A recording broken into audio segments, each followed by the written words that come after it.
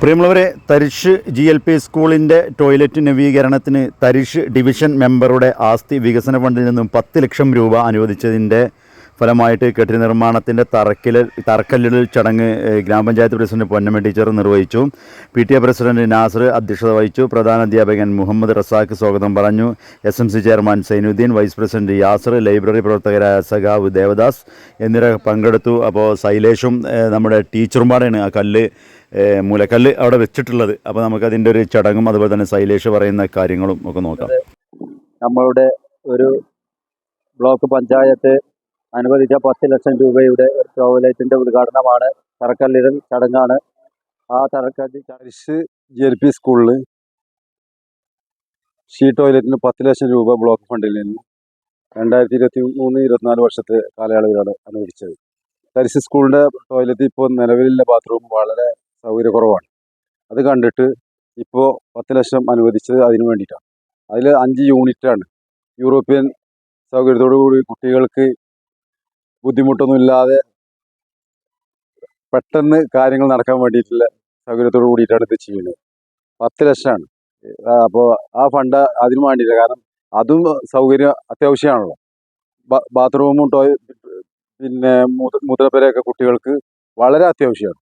കാരണം തരിശ് സ്കൂൾ ബാക്കി എല്ലാ സൗകര്യങ്ങളുണ്ട്. സ്കൂളിൽ കവാടമുണ്ട്, സ്കൂളിൽ ബാക്കി ഓഡിറ്റോറിയം ഉണ്ട്, എല്ലാ സൗകര്യങ്ങളും ഉണ്ട്. ഇപ്പോൾ ഒരു 1.25 ഒരു കോടി ഫണ്ട് ഇപ്പോൾ വേറെ ഗവൺമെൻറ് അനുവദിച്ചിട്ടുമുണ്ട്. അപ്പോൾ അതിനോടനുബന്ധിച്ചിട്ട് ഇതും കിട്ടിയപ്പോൾ നല്ല സൗകര്യമാണ്. ഇനിയിപ്പോൾ തരിശ് സ്കൂളിൽ ഒരു ഗ്രൗണ്ട് വേണം. അതിനിപ്പോൾ നാട്ടുകാരെല്ലാവരും അതിൻ്റെ സെറ്റപ്പ് നടത്തിക്കൊണ്ടിരിക്കും. ഇനി ബ്ലോക്കിൽ നിന്ന് എന്തെങ്കിലും ഫണ്ട് കിട്ടുകയാണെങ്കിൽ നമ്മുടെ കരുവാരണ്ട് പഞ്ചായത്തിലെ ഇപ്പോൾ പുല്ലട്ട സ്കൂളിൽ ഇതേമാതിരി കൊടുത്തിട്ടുണ്ട്. 15 ലക്ഷം രൂപ അവിടെയും കൊടുത്തിട്ടുണ്ട്. അപ്പോൾ അങ്ങനെ ഇനി KK തല സ്കൂളിലും വളരെ സ്ഥലക്കുറവും പരിമിതിയും ഒക്കെ ഉണ്ട്. അവിടെയൊക്കെ നമ്മൾ നോക്കുന്നുണ്ട്. പക്ഷേ ഇത് കിട്ടേണ്ട അവിടുന്ന് കിട്ടുന്നിടത്തോളം നമ്മൾ കരിന കുട്ടിക്കുള്ള പാല് അപ്പോൾ ചോദിച്ച് വാങ്ങും എങ്ങനെയെങ്കിലും. അതാണ് ബ്ലോക്ക് പഞ്ചായത്താണെങ്കിലോ പിന്നെ UDFൻ്റെ സെറ്റപ്പിലാണ്. എന്നാലും പോലും നമുക്ക് എല്ലാ കാര്യങ്ങളും ചെയ്തു തരുന്നുണ്ട്.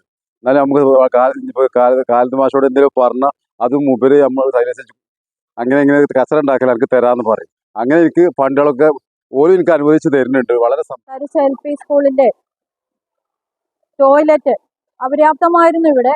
അത് പരിഹരിക്കുന്നതിന് വേണ്ടി നമ്മുടെ ഡിവിഷൻ മെമ്പർ ശൈലേഷ് 10 ലക്ഷം രൂപ അനുവദിച്ചിട്ട് 5 യൂണിറ്റ് ടോയ്ലറ്റ് ആണ് ഇവിടെ പണി പൂർത്തിയായിക്കൊണ്ടിരിക്കുന്നത്. ഇതിന്റെ തറക്കല്ലിടൽ കർമ്മമാണ് ഇന്നിവിടെ നടന്നത്. വളരെ പെട്ടെന്ന് തന്നെ പണി പൂർത്തിയാക്കി ഇത് പ്രവർത്തന യോഗ്യമാകുമെന്ന് ഇതിന്റെ പ്രവർത്തകരെ അറിയിച്ചിട്ടുണ്ട്. എന്തായാലും വളരെ നല്ല കാര്യമാണ് ശൈലേഷ് ചെയ്തത്.